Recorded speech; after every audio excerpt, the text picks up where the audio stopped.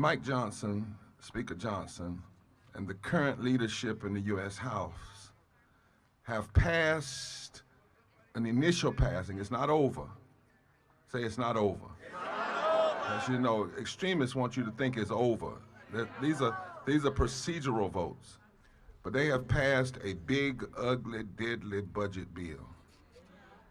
And they don't want it talked about in public. That's why moral leaders and clergy of every faith tradition, people not of faith but who believe in the moral arc of the universe, and impacted people are refusing to be silent or to be unseen. They rammed this bill through committees in the middle of the night, held a vote on the House floor before 8 a.m. because they don't want to talk about what's in it. We will talk about it. We will talk about it now. We will talk about it as it goes to the Senate because it impacts every community in this country. And the media who are here, I want you to make sure to report the diversity because this is what America looks like. We are black, we are white, we are brown, we're Asian, we're native, we are young, we are old, we're from the north, we're from the south, we're from the east, we're from the west, we are gay, we are straight, we are trans, we are America and we ain't going nowhere.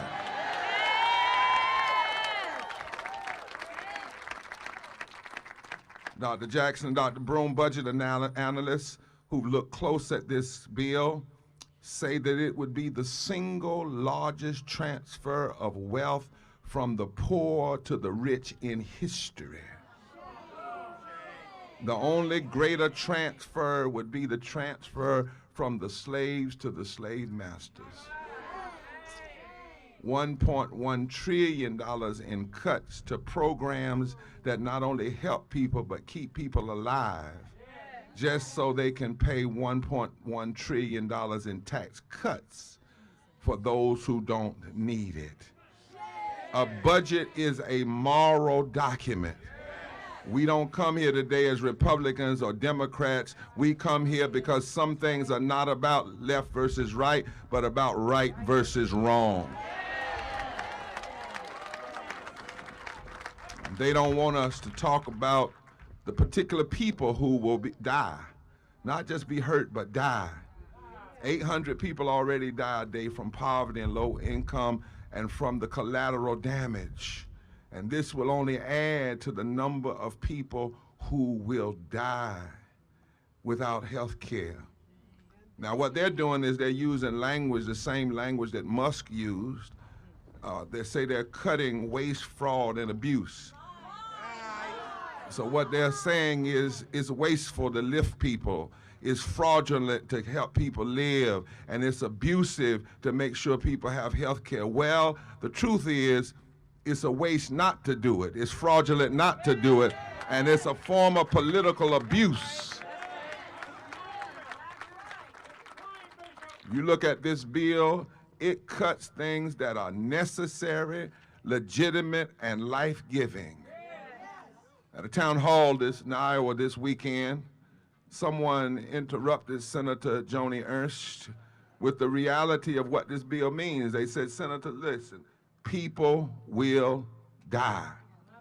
And her response was, well, we're all going to die. And that may be true, but you don't have any right to kill me.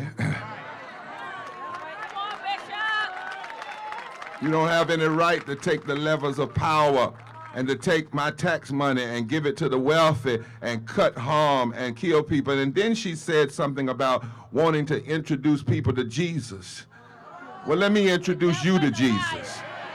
The Jesus I know never charged a leper a copay. The Jesus I know healed everybody for free.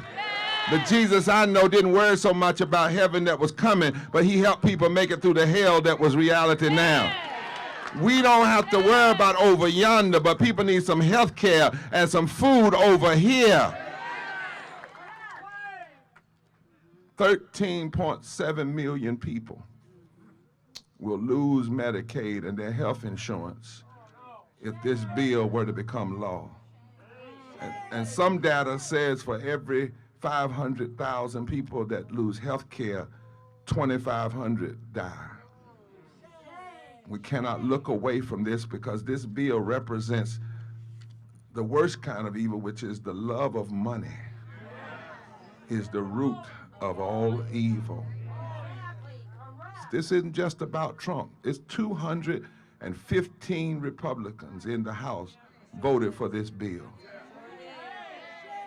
And now every senator is going to have to decide whether they're going to vote for the "we are all going to just die" approach to politics. That's an ugly approach, especially by those who claim they care so much about life. This bill hurts the poor and low-income people directly. This bill, according to the Wharton School of Economics, it says that on average, poor people will lose $1,035 a year, but the richest Americans will get an average of $389,000 more a year. This is a big, ugly, deadly, destructive bill. Takes away poor working people's health care so that billionaires who were in the rotunda at Trump's inauguration can get a windfall. You know, this bill shows us what we saw during the inauguration. The billionaires and the powerful were inside, and the rest of us were outside on that particular day. This bill also invests in outlandish amount of money to instill immigration, extreme immigration deportation. In other words, this bill is being used to make what Musk was doing law. $350 billion to defense contractors they didn't even ask for. The military didn't even ask for. Billions more dollars to a deportation force that's raiding communities and scaring people. This bill will take money from children who get free and reduced lunch. In a time when we have all of the price raising in the groceries, this bill will take billions of dollars from food stamps. There's nothing in this bill to make sure Americans have a living wage. This bill will cut public education. This bill does not line up with what they promised they would do. Every congressperson said that they would promise to ensure domestic tranquility, to guarantee the common defense, the general welfare, and to establish justice. This bill establishes injustice. This bill does not protect the common defense. This bill does not help the general welfare of all people, but seeks to help just a few. It is immoral. It is constitutionally inconsistent.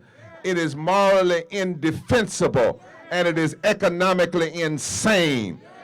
And we must raise a unified moral cry against it. Now let me take for a moment to talk about Medicaid. The whole bill is bad, but those of you that are listening out there and to the media, please make clear that when people talk about cutting Medicaid, they're talking about cutting that is given to 85 million low-income and disabled people. Say low-income and disabled. 37% of the enrollees are children. Medicaid covers long-term services and supports. We're talking about nursing home and nursing home care, community-based services. See, they don't want that to be talked about. That's why it's at night. When we talk about Medicaid, 42% of Medicaid beneficiaries are adults. They don't want us to talk about the fact that the largest portion of Medicaid enrollees are families with incomes below $40,000. These are working poor people. Working poor people. In West Virginia, for instance, 28% of the entire population is covered by Medicaid, over 500,000. And yet every Republican from West Virginia voted to cut. In Ohio, 26% of the people are covered by Medicaid. That's where Vance is from. And yet they're voting to cut Medicaid. We're talking about children and pregnant women and adults and people with disabilities. Medicaid in Texas, over 3 million people on Medicaid in Texas. Went up to 6 million during COVID. And yet they want to cut it.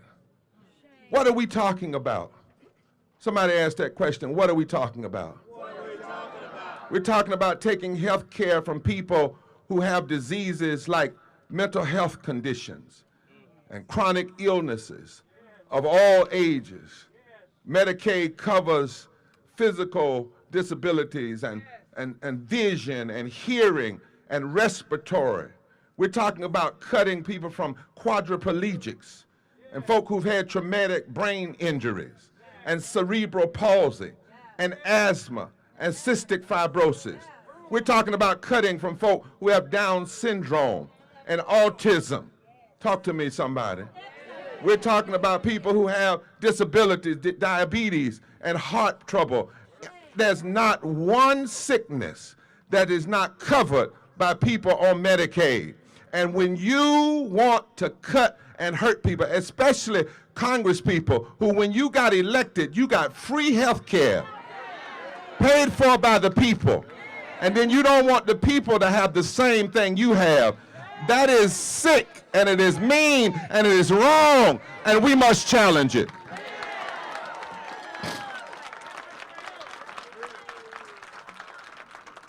Do you know that 30% of the people that died during COVID didn't die from COVID, but died from the lack of health care? Died from lack of health care. And so why are we here today? We are here today just like years ago, 4 lepers in the Bible. In the book of Kings, there were 4 lepers. They were sick from leprosy. And they lived in a time when there was kings on the throne who didn't care about the poor. They made it so bad that to buy just a donkey's head, you had to spend 80 days' wages. And all around them, there was hurt, and the greedy were getting more. You can read about it in the book of Kings, and the greedy were getting more, and the poor were getting less, and these 4 lepers were dying.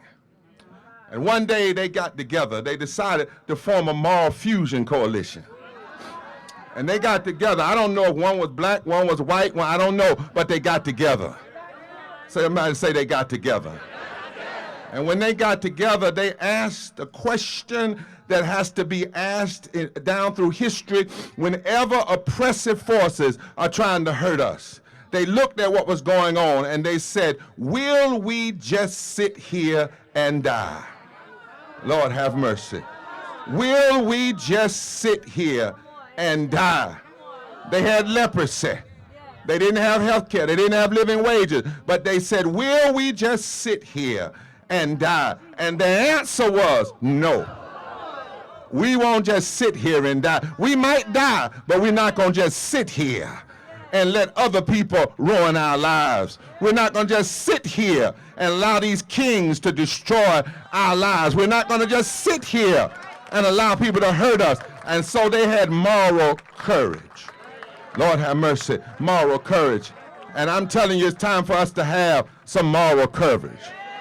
When COVID was going on, I was called by a number of people. It sometimes brings me to tears. I think about the people in the movement that called, like Pam from Alabama, and she called me from her hospital because she didn't have health care, and she went to the hospital late, and she was dying of COVID, and she called, and I thought she was calling for me to pray for her. But Pam called me and said, Pastor, I'm not going to make it, but I need you to promise me y'all not going to quit.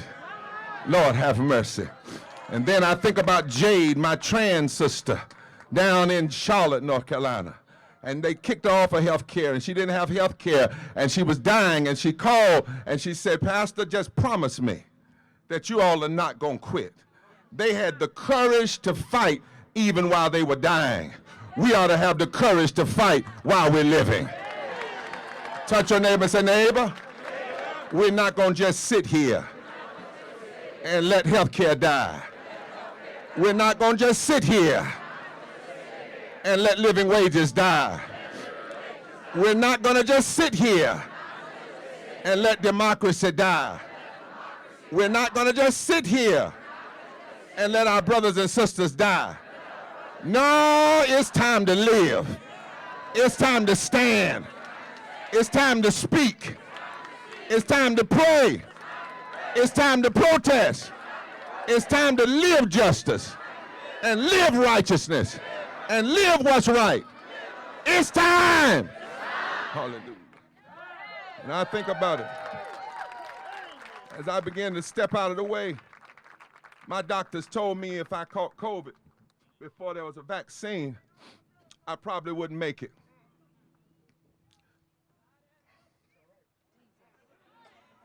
And some days I think about it when I consider all of the families that I know that lost 10, 12. One person lost 25 members of their family in COVID in a state that didn't provide health care. And sometimes I've gotten over in the late of the night and I've asked the question, Lord, why? Why am I still alive? Because none of these people were worse than me. Why do they have to die? I have health care, sure, but why? And one night when I was wrestling deeply with that question, the Spirit of the Lord said, wrong question. Regardless of COVID or anything, you'll never be able to answer the question, why you lived and somebody else died. But the question you better ask is, what are you going to do with what you got living?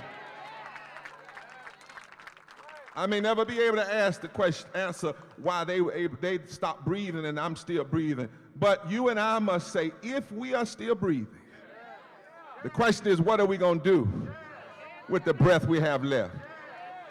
They tell us that if anybody loses breath for about 6 to 7 minutes, it's over.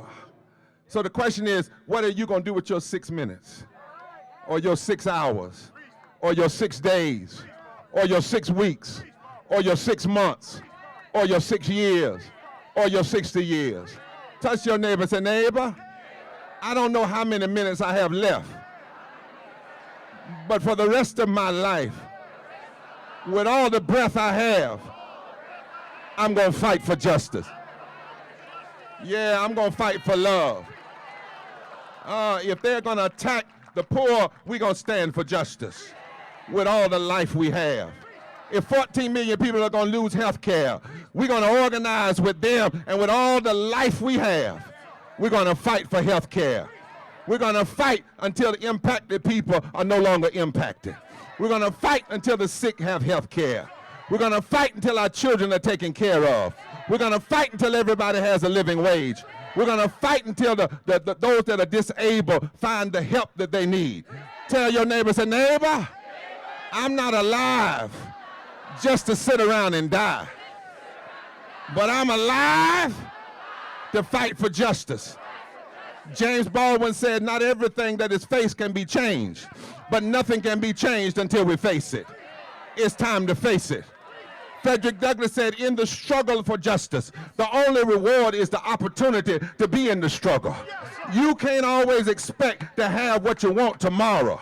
You just got to keep working on it. So I stopped by to tell you, we got to work on it. While we're living, let's work on it. While we got breath in our bodies, let's work on it. While God has given us some power, let's work on it. Why don't we get everybody together? Get all those that need health care together. Get all the children together. Get all the black folk together. Get all the white folk together. Get all the brown folk together. Get all the Asians together. Get all the natives together. Get all the people in wheelchairs together. Get everybody that loves justice. Tell your neighbor, it's time to live for justice. It's time to stand for justice. Tap your neighbor on the shoulder and say, neighbor, don't you take the breath that you have for granted. While you are alive, let's stand, let's stand, let's stand for justice. We will not just sit around and die. We will not just watch this democracy die. We will not just watch our neighbors die. We will bring life. We will stand for life. We will hope for life. We will pray for life. Health care is life. Living wages, life. Voting rights, life. Education, life. With all that I have, every breath that I take, I will stand for life, life.